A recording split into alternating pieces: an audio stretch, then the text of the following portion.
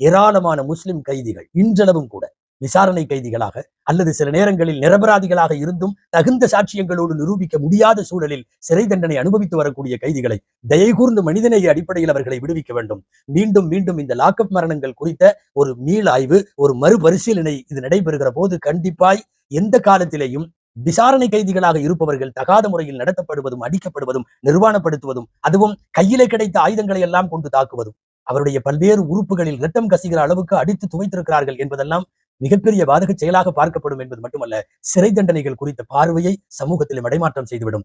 தயகூர்ந்து இது விஷயத்தில் மீண்டும் மீண்டும் காவல்துறை உங்களின் நண்பன் என்கிற கருத்திற்கு ஏற்ப அவர்களின் செயல்பாடுகள் அமைய வேண்டும். சிறைகள் என்பது ஒரு தனி மனிதனை குற்றத்திலே இருந்து திருத்த சிறைச்சாலைகள் தேவை.